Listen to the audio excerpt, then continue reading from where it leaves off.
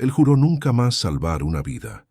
Ahora, el llanto de una madre desesperada lo llama a la oscuridad, a un lugar donde un error no solo significa la muerte, sino la pérdida de su propia alma.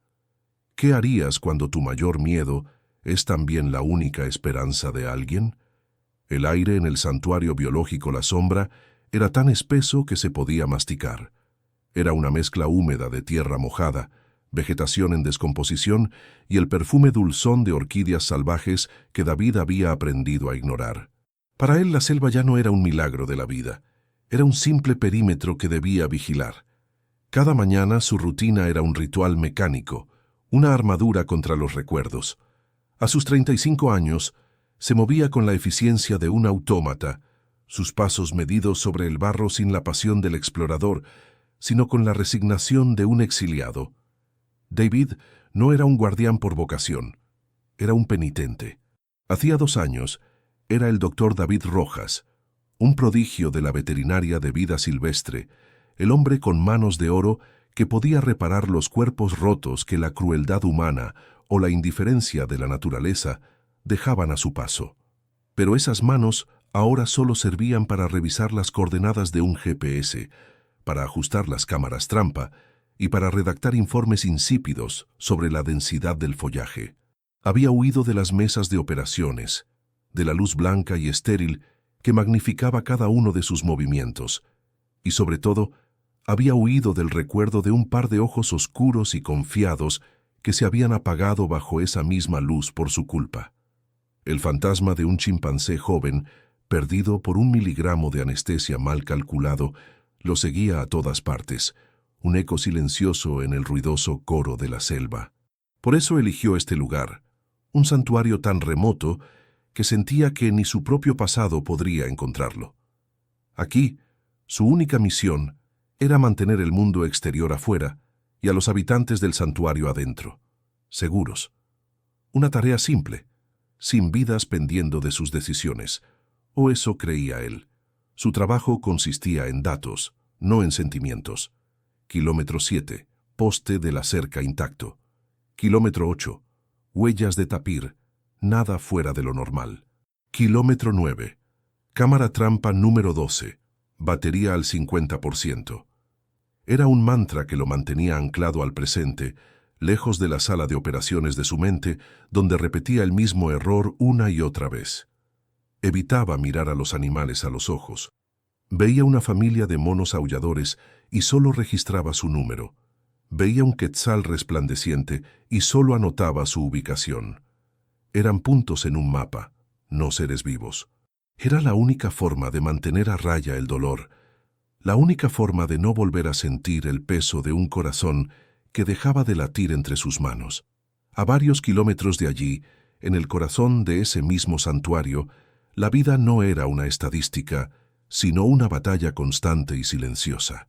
Sola, una gorila de espalda plateada con la mirada profunda y triste de una matriarca que ha conocido la pérdida, se movía con una cautela que rayaba en la paranoia. Hacía 6 meses, una enfermedad repentina y voraz le había arrebatado a Akon, su compañero y el imponente líder de su pequeña familia. Ahora, todo lo que quedaba de ese legado era Kai, una bola de pelo negro y ojos curiosos que se aferraba a su espalda como si fuera la única ancla en su mundo. Para Sola, Kai no era solo su hijo, era una promesa viviente, el último eco de una familia rota. Su mundo se había encogido hasta abarcar únicamente el radio de protección que podía ofrecer con su propio cuerpo. Cada sonido era analizado, cada sombra una amenaza potencial. Le enseñaba a Kai con una paciencia infinita qué hojas eran las más dulces, qué raíces escondían agua, cómo interpretar el chasquido de una rama seca. Eran lecciones de supervivencia disfrazadas de juegos. Kai, en su inocencia, solo veía una aventura. Perseguía mariposas azules con torpes manotazos y trataba de imitar el poderoso golpe de pecho de su madre, produciendo apenas un suave golpeteo que la hacía emitir un bajo gruñido de afecto. Pero Sola nunca se relajaba. Sabía que sin un macho alfa eran vulnerables. Otros grupos de gorilas, los leopardos que acechaban en el crepúsculo incluso la propia selva con sus peligros ocultos. Todo era una amenaza. Su existencia era un acto de equilibrio sobre una cuerda floja, y su amor por Kai era la única fuerza que la mantenía en pie. Esa tarde, el cielo se tiñó de un gris plomizo, anunciando una de esas tormentas tropicales que transformaban los arroyos en ríos furiosos en cuestión de minutos. Sola sintió la caída de la presión en sus huesos. Con un suave empujón, guió a Kai hacia una saliente de rocas que les ofrecería un refugio temporal. El pequeño protestó con un chillido, más interesado en una extraña flor roja que acababa de descubrir. Sola insistió. Su instinto maternal era más fuerte que cualquier capricho. Mientras se acomodaban bajo el abrigo de la piedra, un silencio antinatural cayó sobre la selva. Los pájaros callaron. Los insectos cesaron su zumbido. Era el silencio que precede a la catástrofe. Al mismo tiempo, a kilómetros de distancia, David terminaba su patrulla en el sector norte. Consultó su reloj. Las 16 horas. Aún tenía tiempo de volver a su cabaña antes de que se desatara el diluvio. Sintió la misma quietud en el aire, una tensión que le erizó el vello de la nuca. Era un guardián de fantasmas en un santuario lleno de vida, un hombre que había jurado no intervenir, sin saber que el destino estaba a punto de ponerlo frente a un sonido que no podría ignorar, un sonido que lo obligaría a elegir entre su exilio seguro y la vocación que había intentado enterrar viva. La primera gota de lluvia, fría y pesada, golpeó su frente, y en la distancia un eco casi imperceptible comenzaba a formarse, el preludio de una agonía que pronto lo alcanzaría. La tormenta no esperó a que David llegara a su refugio. El cielo, antes una promesa de lluvia, se desgarró con la furia de una bestia herida. El primer relámpago iluminó la selva con un destello fantasmal, revelando un mundo de verdes saturados y sombras profundas, seguido por un trueno que hizo vibrar el suelo bajo sus botas. Inmediatamente, el diluvio se desató. No eran gotas, eran cortinas de agua que caían con tal densidad que el mundo se encogió a un radio de apenas 10 metros. David se cubrió la cabeza con el brazo, más por instinto que por utilidad, y aceleró el paso. Su único pensamiento era el café caliente y la seca indiferencia de su cabaña. Fue entonces cuando lo oyó. Al principio, creyó que era el viento, un aullido extraño atrapado entre las formaciones rocosas del norte. Pero el sonido no fluctuaba con las ráfagas, era constante, bajo y gutural. Un lamento. No era el grito agudo de un animal en pánico o el rugido de un depredador. Era algo infinitamente más perturbador. Un gemido sordo y persistente, un eco de pura desesperanza que se colaba entre el estruendo de la tormenta. Era el sonido del luto, un sonido que David conocía íntimamente. Lo había escuchado antes en los pasillos de su clínica, susurrado por dueños que sostenían a una mascota sin vida, o en su propia cabeza durante las largas noches después de su fracaso. Era el sonido de un corazón rompiéndose. Se detuvo en seco, el agua chorreando por su rostro. Su mente, la del guardián, le ordenó seguir. No era su problema. Su trabajo era el perímetro, los datos, la distancia. Pero el sonido no se dirigía a su mente. Se enganchó directamente en su alma, en esa parte de él que había intentado cauterizar y enterrar bajo 2 años de apatía. Cada pulsación de ese lamento era un golpe contra el muro de su indiferencia, y con cada golpe aparecía una nueva grieta. Maldijo en voz baja, una exhalación de vapor en el aire frío. Ignorarlo era imposible.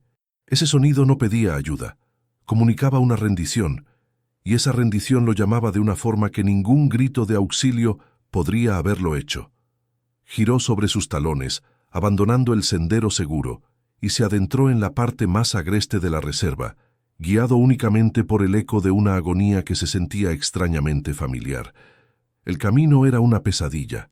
Las rocas volcánicas, afiladas y cubiertas de musgo, se convirtieron en trampas resbaladizas bajo el aguacero. Cada paso era un riesgo calculado. El viento le azotaba la cara con latigazos de agua fría, y el sonido de la tormenta intentaba ahogar el lamento, pero éste persistía, a veces desapareciendo para luego regresar con más fuerza, como una marea de dolor. David se movía con una urgencia que no había sentido en años. No era la adrenalina de una emergencia, era la compulsión de un médico que corre hacia un paciente moribundo. El fantasma del veterinario que creía muerto se despertaba dentro de él y luchaba por tomar el control de sus miembros. Después de lo que parecieron horas, el terreno se abrió a una pequeña meseta rocosa, y allí la fuente del sonido se hizo visible. La escena lo golpeó con la fuerza de un puñetazo en el estómago, dejándolo sin aire. Era un altar de desesperación.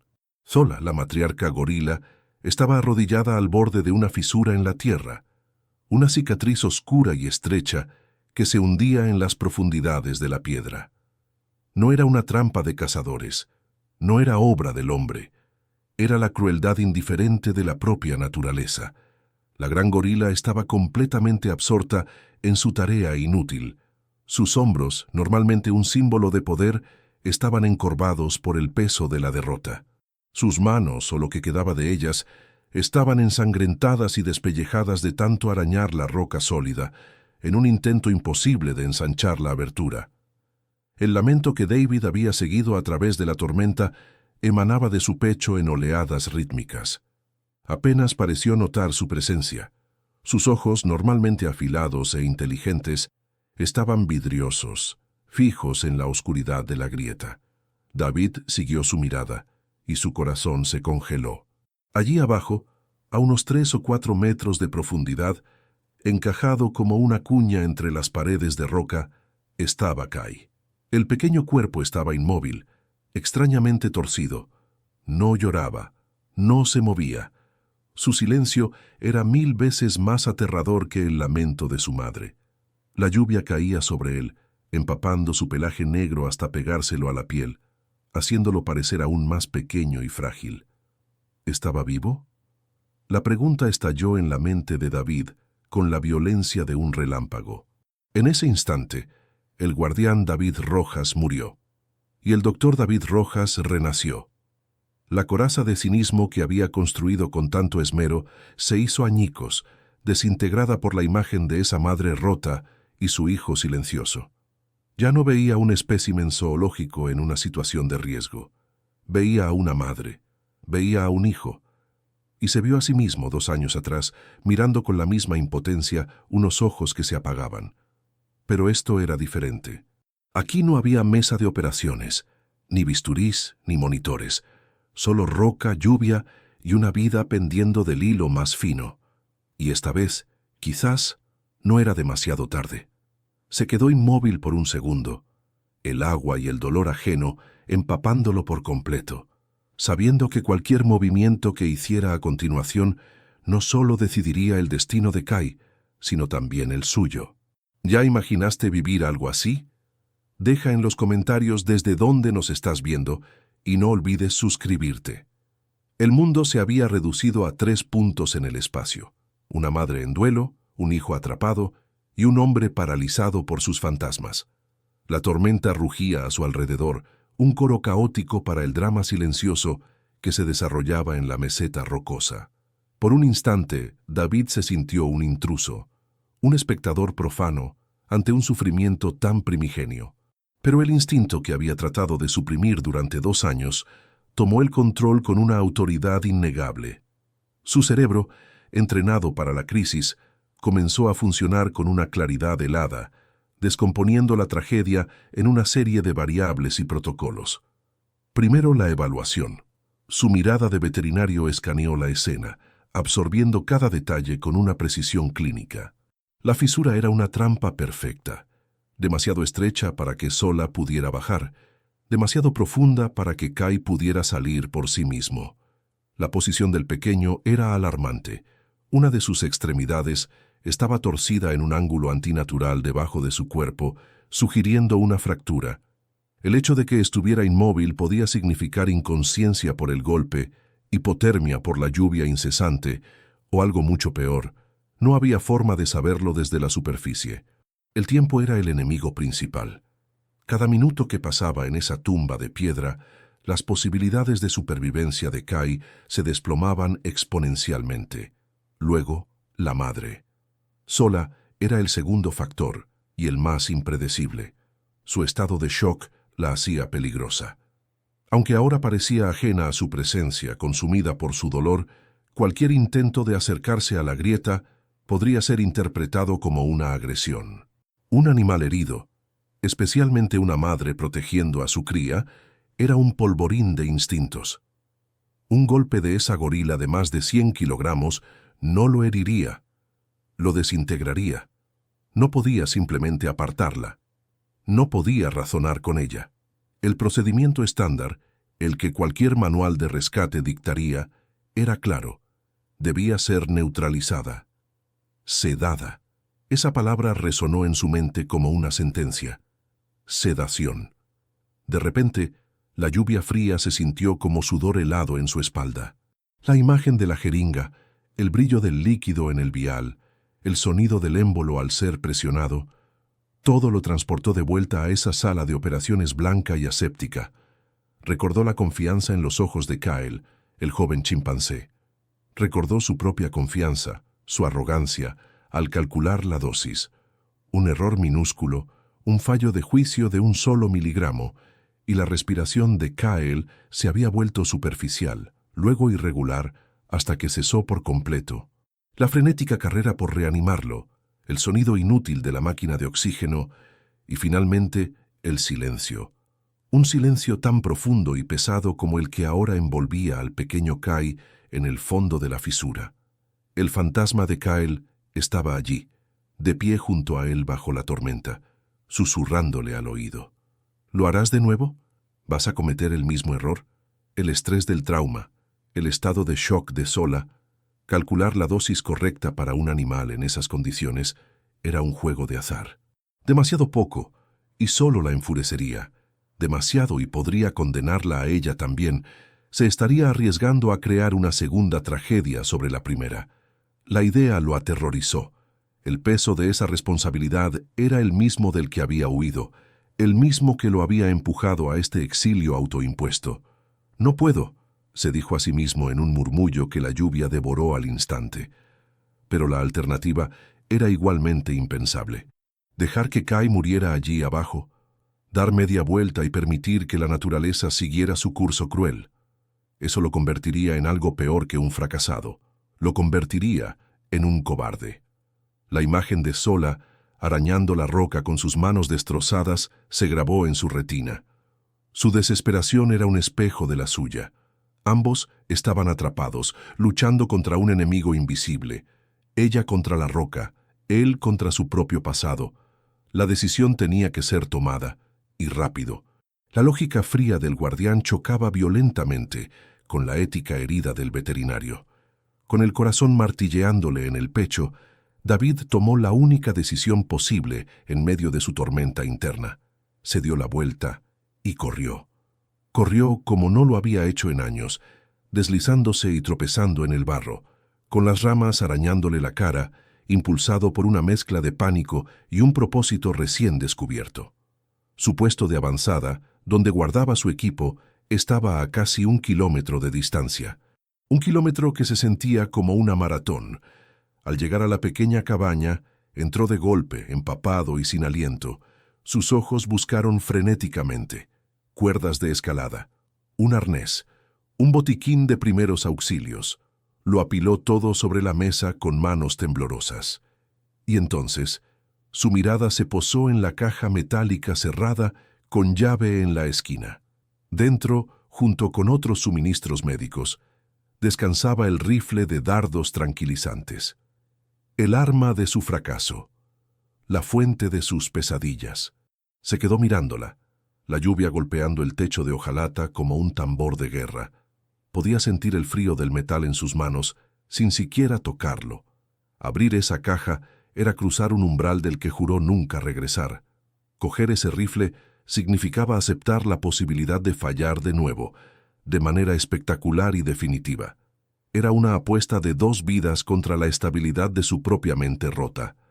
La tensión en la habitación era casi tan palpable como la de la tormenta de afuera.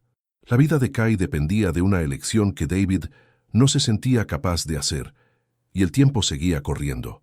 El eco de la lluvia sobre el techo de metal era un metrónomo marcando el pulso de la indecisión de David. Cada segundo que pasaba mirando la caja metálica era un segundo robado a la vida de Kai. El rostro de Kyle, el chimpancé perdido, se superponía con el del pequeño gorila atrapado en la fisura. Dos imágenes de inocencia traicionada por la fragilidad del destino y el error humano. La tentación de coger el rifle era inmensa. Era el camino lógico, el protocolo, un dardo, un sueño profundo, un rescate sin interferencias. Pero el riesgo era una sombra que se cernía sobre esa lógica, una variable tóxica que su espíritu fracturado no podía soportar.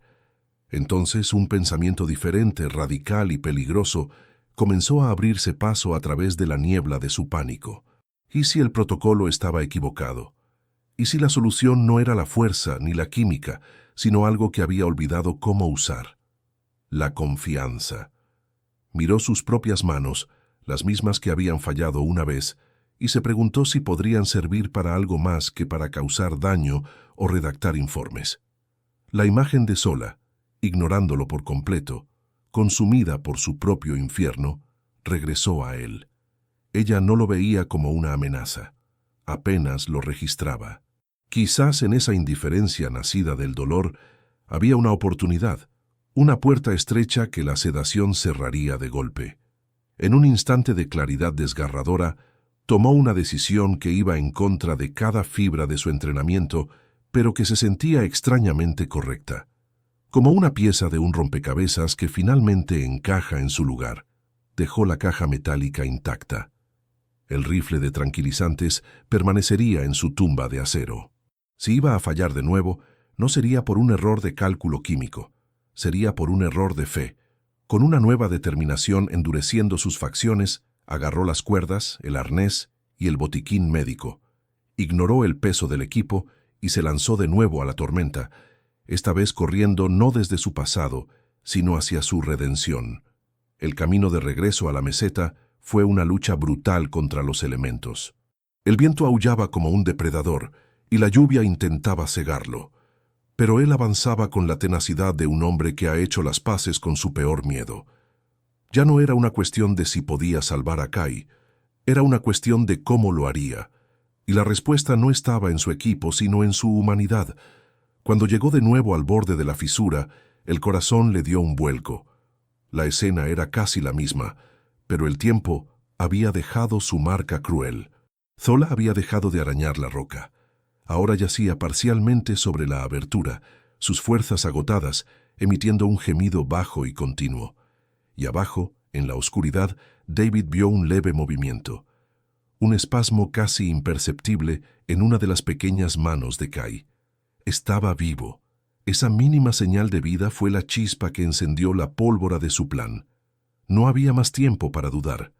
Dejó caer el equipo a una distancia prudente, asegurándose de que Sola pudiera ver cada uno de sus movimientos. No se acercó a la grieta, no miró hacia Kai. En su lugar se centró por completo en la madre. Se movió despacio, con el cuerpo encorvado para parecer más pequeño, menos imponente. Cada gesto era deliberado, una comunicación no verbal diseñada para transmitir una sola cosa: no soy una amenaza. Se arrodilló sobre la roca mojada, sintiendo el frío penetrar sus pantalones, y abrió el botiquín médico. Sus manos, sorprendentemente firmes, buscaron entre los suministros hasta encontrar un rollo de gasa esterilizada y una botella de solución salina. Ignoró los implementos de rescate y se enfocó en los de curación. Lentamente, desempacó la gasa, permitiendo que el envoltorio blanco destacara contra el fondo oscuro de la roca. Vertió un poco de la solución sobre ella, el gesto lento y metódico. Sola levantó la cabeza. Sus ojos, antes vidriosos, ahora lo enfocaban con una mezcla de agotamiento y recelo. Vio al hombre, vio el objeto blanco en su mano. Su cuerpo se tensó. Un gruñido bajo vibró en su pecho. David se congeló. Este era el momento crítico, el punto de inflexión. Un movimiento en falso, una señal equivocada, y todo terminaría en una explosión de violencia. Ignorando el nudo de miedo en su estómago, hizo algo que desafiaba toda lógica de supervivencia. Extendió su mano no hacia la grieta, sino hacia ella, hacia su brazo herido, hacia la carne viva y ensangrentada donde se había desollado contra la roca. No intentó tocarla, simplemente mantuvo la mano extendida, ofreciendo la gasa húmeda, un ofrecimiento silencioso. «Déjame ayudarte con tu dolor». El aire se llenó de una tensión casi eléctrica. Sola lo miró, luego a su brazo herido, luego de nuevo a los ojos del hombre. ¿Qué vio en ellos? Tal vez no vio a un guardián, ni a un humano, sino a otra criatura que entendía el lenguaje universal del sufrimiento. Su gruñido se suavizó, transformándose en un gemido lastimero. Durante una eternidad que duró apenas 10 segundos, la gorila pareció debatir una batalla interna tan feroz como la de David en su cabaña. Su instinto le gritaba que atacara, que protegiera a su hijo del intruso. Pero algo en la quietud del hombre, en la vulnerabilidad de su ofrenda, desarmó su agresión. Entonces, ocurrió el milagro. Con una lentitud agónica, Sola apartó su cuerpo de la abertura de la fisura. No se fue. Simplemente se movió 1 metro hacia un lado, un gesto monumental de concesión. Fue un permiso, una invitación. Le estaba dando acceso a su hijo, confiando en el ser que, momentos antes, había considerado una amenaza mortal. Fue un pacto sellado en silencio, bajo la mirada atenta de la tormenta, un salto de fe de una madre desesperada que encontró un eco en el salto de fe de un hombre roto. Ahora, la parte más difícil apenas comenzaba. La concesión de Sola colgaba en el aire, tan frágil como una telaraña bajo la lluvia. David sabía que esa ventana de confianza podía cerrarse en cualquier instante. No había tiempo para el alivio, solo para la acción. Cada segundo contaba. Se movió con una eficiencia que creía haber perdido para siempre. Una coreografía precisa de nudos y anclajes que sus manos recordaban de una vida anterior, de expediciones y rescates en parajes remotos. Mientras trabajaba, no le quitaba la vista de encima a Sola. Ella lo observaba desde su nueva posición, inmóvil como una estatua de granito, sus ojos oscuros siguiendo cada uno de sus movimientos, evaluando, juzgando. Era una guardiana silenciosa, una reina que había permitido a un extraño entrar en su santuario más íntimo. Ancló la cuerda principal a una robusta protuberancia de roca volcánica, probando su resistencia con todo el peso de su cuerpo. La soga, empapada y pesada, se sentía como una serpiente fría en sus manos. Se colocó el arnés ajustando las correas con tirones firmes y rápidos. El plan era simple en teoría, pero aterrador en la práctica. Un descenso controlado, asegurar al pequeño y realizar una ascensión asistida. Pero en un espacio tan confinado, con un paciente herido y una madre impredecible a solo 1 metro de distancia, la simplicidad era un lujo que no existía. Tomó una respiración profunda, el aire frío llenando sus pulmones, y comenzó el descenso. La fisura era aún más estrecha de lo que parecía desde arriba. Las paredes de roca ásperas y húmedas se pegaban a su ropa, dificultando cada movimiento. La oscuridad se lo tragó rápidamente y la única luz era la que se filtraba desde la abertura grisácea sobre él. El sonido de la tormenta se atenuó, reemplazado por el de su propia respiración agitada y el roce de la cuerda contra la piedra. Finalmente, sus pies tocaron el fondo. Estaba de pie en un charco de agua helada, y allí, a su lado, estaba Kai. El pequeño gorila estaba acurrucado sobre sí mismo, temblando violentamente. David encendió la linterna frontal de su casco, y el haz de luz reveló la verdadera magnitud de la situación. El brazo izquierdo de Kai estaba atrapado bajo una roca suelta, claramente fracturado. Tenía un corte profundo en la frente, del que manaba un hilo de sangre que se mezclaba con el agua de la lluvia. Pero sus ojos estaban abiertos, ligeramente entornados, nublados por el dolor y el shock, pero abiertos. Lo miraba con una mezcla de terror y apatía, demasiado débil para luchar. «Tranquilo, pequeño, vamos a sacarte de aquí», susurró David, las palabras más para sí mismo que para el animal.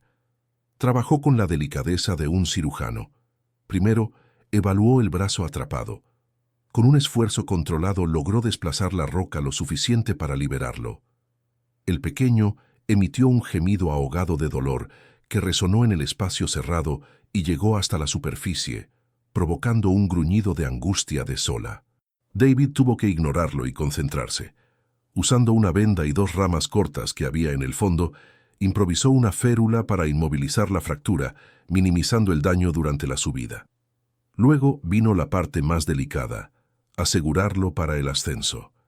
Creó un arnés improvisado con una correa de su equipo, pasándola por debajo de las axilas y entre las piernas de Kai, distribuyendo el peso de su frágil cuerpo. El pequeño no se resistió, su cuerpo completamente flácido en las manos de David. Cuando estuvo seguro, envió la señal tirando 3 veces de la cuerda y comenzó el lento proceso de izado, utilizando un sistema de poleas que había montado mientras él mismo ascendía por la otra cuerda, protegiendo el cuerpo de Kai de golpear contra las paredes. La ascensión fue una eternidad. Cada centímetro ganado era una victoria contra la gravedad, contra el tiempo, contra su propio miedo. Finalmente, su cabeza emergió de la fisura. La luz gris del día lo golpeó, y lo primero que vio fueron los ojos de Zola, fijos en el bulto que él empujaba cuidadosamente hacia la superficie. Con un último esfuerzo, depositó a Kai sobre la roca lisa. En el mismo instante en que el pequeño estuvo a salvo, Zola se abalanzó. Pero no fue un ataque, fue un acto de recuperación. Con una ternura que contrastaba brutalmente con su tamaño y poder, lo tomó en sus brazos, atrayéndolo hacia su pecho. Lo acunó, emitiendo una serie de vocalizaciones bajas y reconfortantes, como una madre humana susurrando a su hijo febril. Su enorme mano, todavía ensangrentada, recorrió el pequeño cuerpo, examinando la férula improvisada, limpiando el corte de la frente con su propio aliento. Kai, sintiendo el calor y el olor familiares, se aferró a ella con la poca fuerza que le quedaba, enterrando el rostro en su pelaje. David se arrastró fuera de la fisura, exhausto, temblando de frío y adrenalina. Se quedó de rodillas a unos metros, simplemente observando. La escena era de una intimidad tan profunda que se sintió, una vez más, como un intruso. Había cumplido su parte. Podía irse, dejarlos en su reencuentro. Pero algo lo detuvo. El pacto no estaba completo. Recordó la gasa que había dejado en el borde del botiquín. Lentamente, con movimientos que gritaban su falta de intención hostil, se acercó. Zola levantó la vista. Sus ojos se encontraron con los de él por encima del cuerpo de su hijo. Ya no había recelo, solo un agotamiento profundo y algo más, algo parecido al entendimiento. David se arrodilló frente a ella. El corazón le latía con tanta fuerza que estaba seguro de que ella podía oírlo. Y entonces extendió la mano con la gasa limpia, la misma ofrenda que le había hecho antes.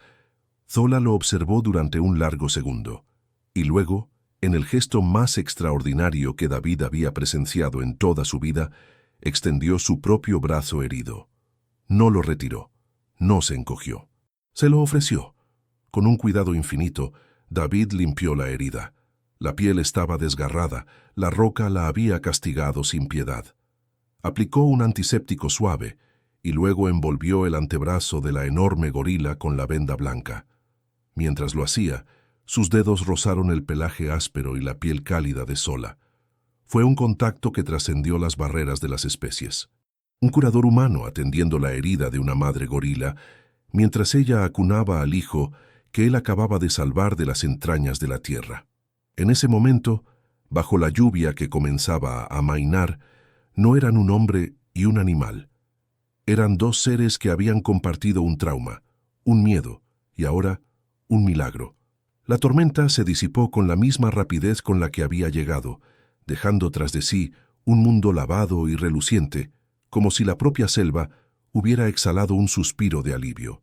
El sol poniente se abrió paso entre las nubes desgarradas, tiñendo el cielo de tonos anaranjados y púrpuras. En la meseta rocosa, la quietud era absoluta. David terminó de asegurar la venda en el brazo de Zola, sus movimientos lentos y reverentes. El contacto final fue un suave roce de sus dedos sobre el nudo, un gesto que selló el acto. Retiró las manos despacio y retrocedió, otorgándoles el espacio que merecían. Sola no se movió. Continuó acunando a Kai, cuyo temblor había comenzado a ceder bajo el calor protector de su madre. Levantó su brazo vendado, observando el blanco impoluto de la gasa contra su pelaje oscuro con una curiosidad solemne. Luego, sus ojos se posaron de nuevo en David. No hubo un gruñido, ni un gesto de agradecimiento en términos humanos. No era necesario.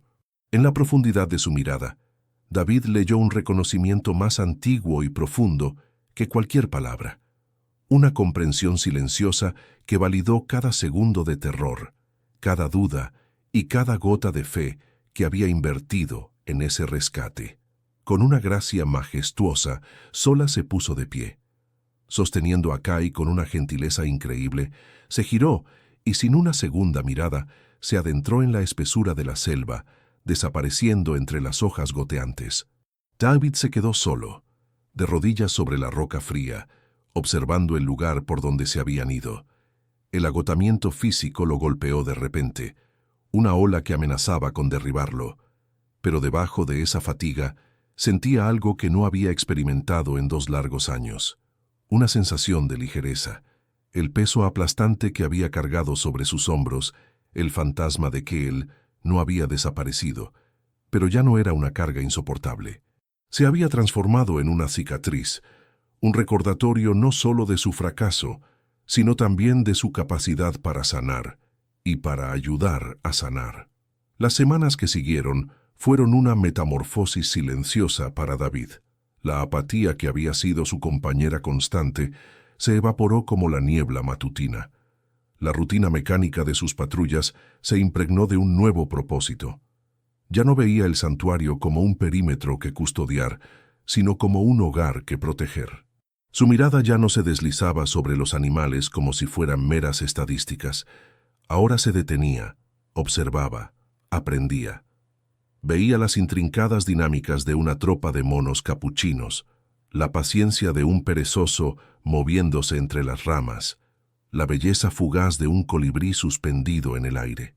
La vida en toda su complejidad y fragilidad había regresado a su campo de visión. El santuario de fantasmas se estaba convirtiendo poco a poco en un santuario de vida de nuevo. Una tarde, varias semanas después del rescate, mientras revisaba una de las cámaras trampa cerca del sector rocoso, un movimiento en la maleza llamó su atención. Se quedó inmóvil, el corazón dándole un vuelco familiar. Eran ellas. Sola y Kai habían emergido en un pequeño claro buscando brotes tiernos entre los helechos. La transformación en el pequeño gorila era asombrosa. Ya no era una criatura frágil al borde de la muerte. Se movía con la energía torpe y juguetona de la juventud, aunque su brazo izquierdo todavía favorecía ligeramente al trepar por un tronco caído. La férula improvisada ya hacía tiempo que se había ido. Sola lo supervisaba de cerca, su presencia una montaña de tranquilidad protectora. Sobre su antebrazo, la venda blanca había desaparecido, reemplazada por una cicatriz rosada y limpia, un mapa permanente del día en que la roca casi le arrebata a su hijo. Entonces sintió su mirada. Sola levantó la cabeza, y sus ojos se encontraron a través de la distancia del claro. David no se escondió, sostuvo su mirada, transmitiendo respeto, no intromisión. No hubo miedo en la reacción de la gorila. No hubo ninguna señal de alarma. Simplemente se quedó quieta observándolo, como si reconociera una presencia familiar. Kai, siguiendo la mirada de su madre, también lo vio. El pequeño inclinó la cabeza, sus ojos oscuros llenos de una curiosidad infantil, sin rastro del terror que había visto en el fondo de la fisura. Y entonces ocurrió el gesto final, el epílogo silencioso de su historia compartida. Sola, sin apartar la vista de David, levantó lentamente su brazo herido. Con la punta de los dedos de su otra mano, trazó suavemente el contorno de su propia cicatriz. Un toque deliberado, un gesto sutil, pero cargado de un significado inconfundible. No era solo una cicatriz, Era un recuerdo, un legado, un reconocimiento del dolor compartido y de la curación que habían encontrado juntos en el corazón de la tormenta. David sintió que se le formaba un nudo en la garganta. Asintió levemente, un gesto humano que ella probablemente no entendió, pero que él necesitaba hacer. Zola lo observó un momento más, y luego, con un bajo gruñido que era más una comunicación para su hijo que para él, se dio la vuelta y guió a Kai de regreso a la seguridad de la selva. David se quedó allí mucho después de que se hubieran ido, escuchando los sonidos del bosque que ahora sonaban como música. La paz que lo inundó era profunda y sanadora. Se había perdonado a sí mismo. No en un momento de epifanía, sino gradualmente, a través de un acto de servicio que lo había reconectado con la esencia de su vocación. Ya no era un exiliado escondiéndose de sus errores, era un curador, y la selva, con su crueldad y su belleza, le había dado la oportunidad de recordar quién era. Sonrió, una sonrisa genuina que no había adornado su rostro en mucho tiempo, sintiendo que finalmente, después de un largo y oscuro viaje, había encontrado el camino de vuelta a casa. ¡Qué final increíble! ¿Qué harías en esa situación? Comenta tu opinión y suscríbete para no perderte ninguna de nuestras historias.